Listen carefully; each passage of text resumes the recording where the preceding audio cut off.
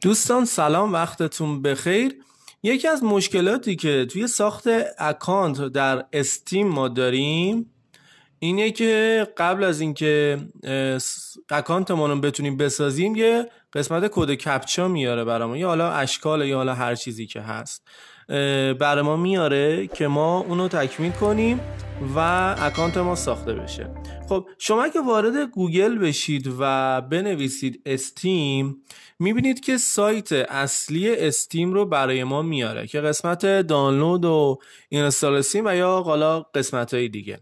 یکی از مشکلاتی که من خودم بهش برخوردم این بود که وقتی از سایت خودش مستقیم دانلود میکردم کد کپچای من رو قبول نمیکرد این تشخیص اشکال و یا هر چیز دیگه ای که هست و من باید یه کاری میکردم. من هر کاری که بود در آموزش ها، یعنی هر چیزی که بلد بودم رو انجام دادم اما نشد و تنها گزینه‌ای که من دونستم استیم رو نصب کنم این بود که بیام استیم ورژن اینی که الان می نویسم، این ورژن، این اعداد، این رو زدم. این ورژن همینجی که می بینید اینجا شماره‌اشو آورده 9938. خب من اومدم این ورژن رو که تو یاس دانلود داره و فکر کنم قسمت های دیگه هم باش، بله میبینی که بقیه‌شون هم هستش. این ورژن رو دانلود کردم و خب استیم رو نصب کردم، اکانتم رو ساختم، مشکل کپچا نداشتم و اوکی بود. من بازی کانتر استریک 2 رو دانلود کردم، فکر کنم تقریبا 48 گیگ بود، دانلود کردم و بازی کردم. اما داخل بازی کانتر خب ما که نمیتونیم همیشه با ربات بازی کنیم، درسته؟ من اومدم سرورها رو بهش اضافه کردم که بتونم با سرورهای ایرانی و خارجی به صورت آنلاین بتونم بازی کنم، اما به من ارور VAC میداد که من الان اینجا ندارم حالا بهتون نشون بدم، ولی شما هر سروری رو که وارد میکردید و میخواستید بازی کنید به شما ارور VAC میداد و تمام راهکارهایی که بود رو من انجام دادم و اون هم متاسفانه رفع نشد.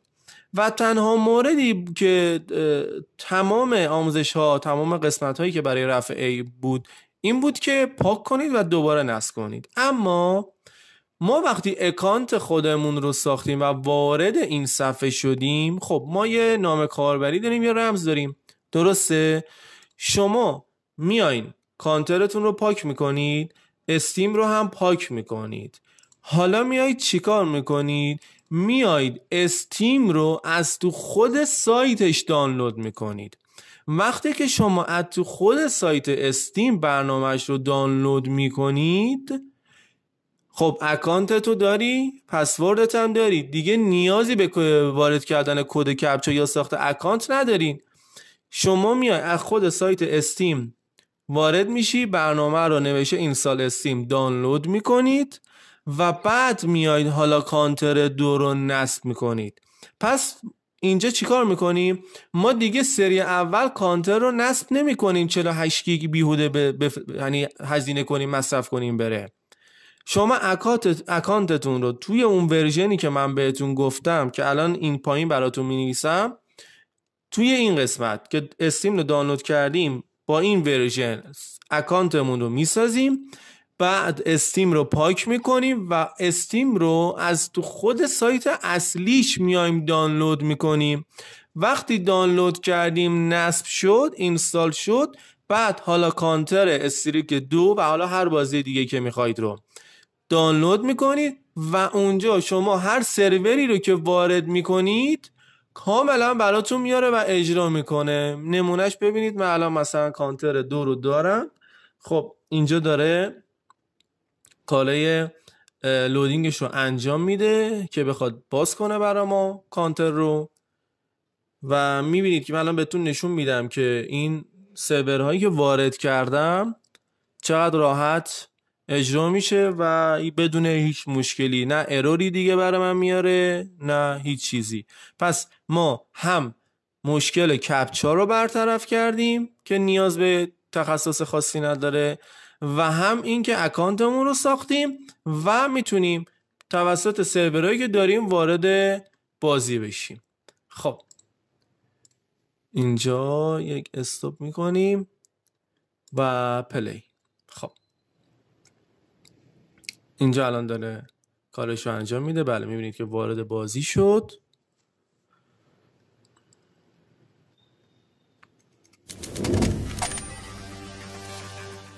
خب اینا رو اوکی میکنیم. میره توی قسمت پلی.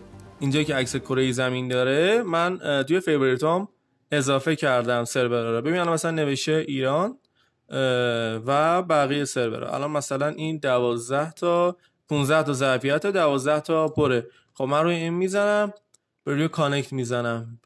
همونجوری که میبینید داره برای من لودینگش رو انجام میده و وارد بازی میشه بدون اینکه بخواد از بازی بندازه بیرون، اروری بیاره یا هر چیز دیگه. خب ببین این الان برای من ارور آورد. نوشته ارور که نیاورد، این نوشته سرور ایز فول. این یعنی تکمیل ظرفیته. خب یکی که خلوت تره رو من اوکی کنم. این یکی اسکول. خب اینو میزنم، وارد میشه، نقشه رو داره به ما نشون میده فضای بازی و خب اینم انداخت بیرون. اینم نوشت سرور ایز فول. هیچ اروری ما نداریم که بخوایم نتونیم وارد بازی بشیم. فکر کنم این یکی بشه. این دیگه ظرفیتش خیلی خالیه. 25 تا ظرفیت داره، 8 نفر تو بازی هست. خب بله میبینید که محیط بازی این شکلیه. حالا من میزنم، همشون هم کشتن،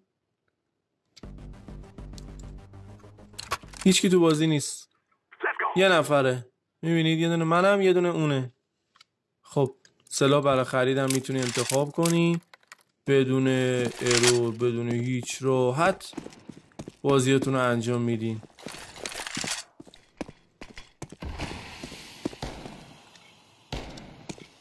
من کجایی این بنده خدا؟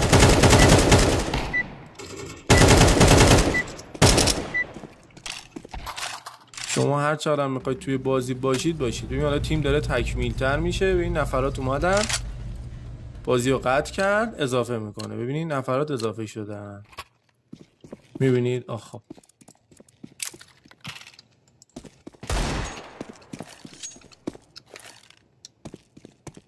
میریم توی بازی و همین. هیچ موردی، هیچ مشکلی دیگه توی بازی ما نداریم. خب من خروج میزنم، میام بیرون. مرسی که همراه ما بودید. اینم یه آموزشی دیگه برای دوستانی که برای ساخت اکانت و نصب بازی مشکل داشتن. اینکه شما دوباره این بازی رو دانلود نکنید، مثل من نشه. فقط اکانت خودتون رو بسازید، پاک کنید و دوباره نسخه اصلی رو نصب کنید و بازی کنید و لذت ببرید. ممنون از همتون. لطفاً حتما کانال رو دنبال کنید. برای شما فقط یک اشاره کوچیکه ولی برای ما هزاران هزار امید و این لذت رو میده که ما میدونیم رضایت شما رو داریم. ممنون ازتون.